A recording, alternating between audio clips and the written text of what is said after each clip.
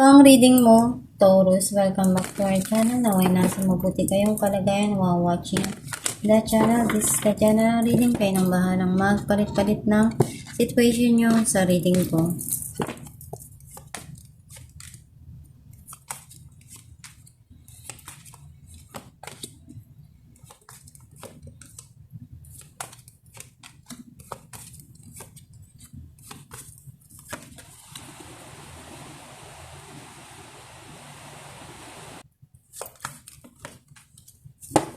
At the bottom of the deck, 3 of Swords. I feel like yung energy mo, nasisense ko na andun yung sobrang nasasaktan ka pa sa mga nangyari sa past. Marami kang na-experience na hindi mo inaasahan. And you feel broken dun sa mga bagay na dati nagpapasaya sa'yo. Ang mensahe ng card mo, nakikita ko na something here na gustong magkaroon ng pag-uusap. Pwedeng ikaw or yung person, someone sa buhay mo.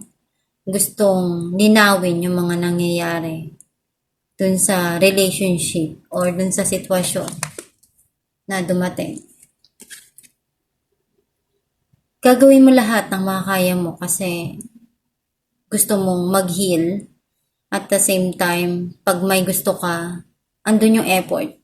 Andun yung you will do your best para makuha mo yung gusto mo.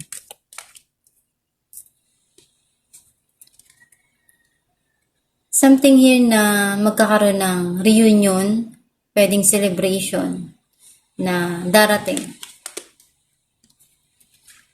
Hindi mo pa rin makalimutan yung mga nangyari sa past. Pwedeng iniisip mo na ayusin pa, baka pwede pang maayos.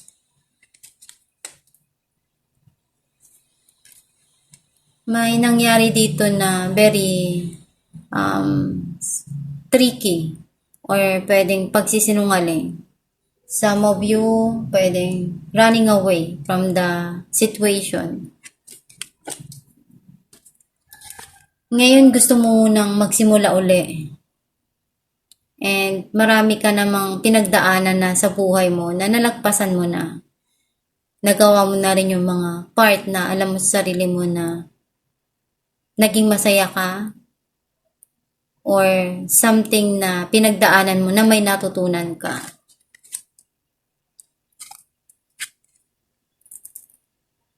May mga bagay na dumaan sa buhay mo. Either good or bad man yan, pero yung lesson na yun para sa'yo, mahalaga. Some of you may parating na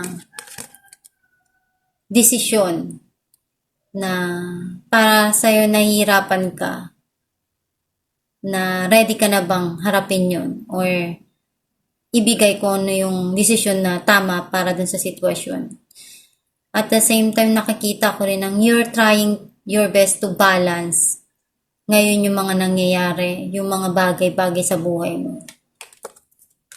Naripay natin ang Knight of Swords. 2 of Pentacles and the Hierophant.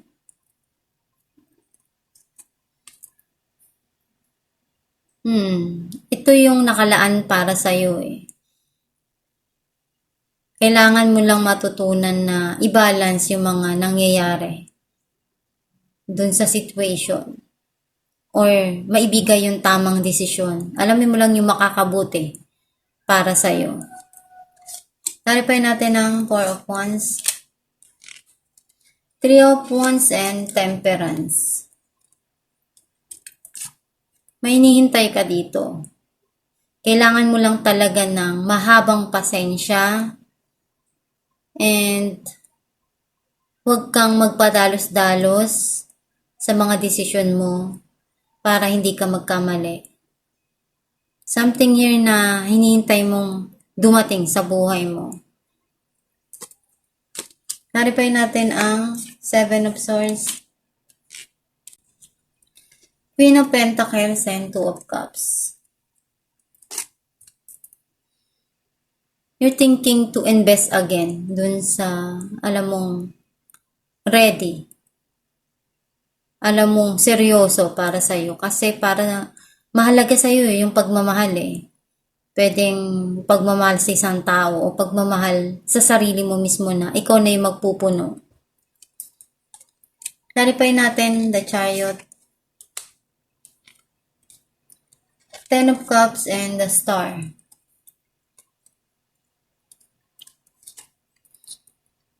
May mga bagay ka ditong pinapangarap, pinagdarasal mo. Some of you, ibibigay yung talagang hiniling mo. And para sa iyo, napakasaya nito, long term, na talagang pinangarap mo eh. Na ito lang yung as in, dinidream mo. Clarify natin ang Queen of Wands, Ten of Cups, and Queen of Cups. Pag natanggap mo, nandun yung mapapaiyak ka pa. Kasi talagang pangarap mo to. Ginawa mo lahat na makakaya mo dun. Yung lahat na maibibigay mo, binigay mo. Pwedeng around family, soulmate. Kasi andun yung very emotional ka dito. Andun yung sobrang pagmamahal. Clarify natin ang Four of Pentacles, Five of Wands, and Judgment. Kung naman yung hinihintay mo na judgment, kasi feeling mo nandun yung nag-struggle, nagkaroon ng conflict, hindi nagkasundo, pero may mga bagay ka dito na gusto mo mabigyan ng judgment eh, or tamang desisyon para hindi magkamali. Clarify natin ang the Fool,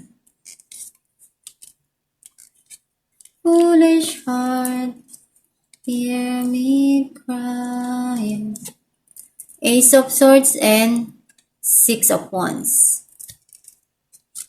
Oh, unti-unti naman na nakikita ko yung tagumpay para sa'yo. Kung ano man yung darating or sisimulan mo, eto na, hindi ka na magkakamali. Kasi para sa'yo, andun yung clarity at the same time, pinaplano mo to eh, na ma-achieve mo. Clarify natin ang Two of Pentacles, Ace of Cups, and Knight of Cups. May parating dito na pwede magsimula sa buhay mo. Pagmamahal na matagal mo nang gusto na ibigay or matanggap sa sarili mo. Pero, ang tanong, handa ka na ba na tanggapin to, na magdesisyon?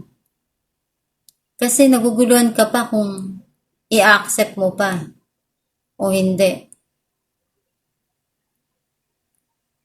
And some of you, nakikita ko yung you're trying to balance yung pagmamahal na gusto mo na makuha or ma-achieve.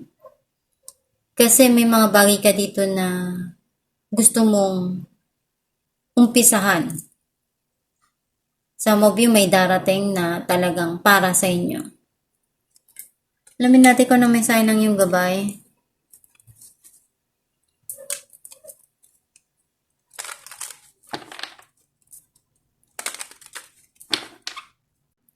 Child, you care deeply about children, and they readily respond to your love. All children, including your own inner child, require love, affection, and attention. We can clear and open your heart and schedule so that you can give more time and energy to the children who need you. Ang mensahe ng yung gabay na yung bata, kailangan ng pagmamahal. Yung sanggol. Ganon din tayo eh. May inner child din tayo. Kailangan din natin ng pagmamahal, ng attention, ng affection. Dahil, pag binibigay yun sa atin, masaya tayo. Mas lalo tayong na-energize. Nagkakaroon ng motivation. Ng, alam mo yung feeling mo, may mga bagay ka pa na nakukuha na joy dun sa binibigay pag merong pagmamahal around you. And masaya ka dahil na-achieve mo yun eh. Yun yung pinakamahalaga para sa atin kahit gaano ka pa kayaman or mahirap ka. Mahalaga yung pagmamahal eh. Pag nararamdaman mo yun, mas masaya ka. Mas feeling mo mas mayaman ka kahit hindi ka naman talaga mayaman dahil nga yung pagmamahal na yun walang kapalit, walang katumbas. Basta magdasal ka ng palagi para makamit mo pa yung mga bagay na gusto mo sa buhay mo. At gawin mo lang yung best part or yung makakaya mo doon na binibigay sa'yo sa bawat sitwasyon na dumarating. At itong yung reading, Taurus, kung nakaresonate ka, kindly comment down below. Thank you for watching.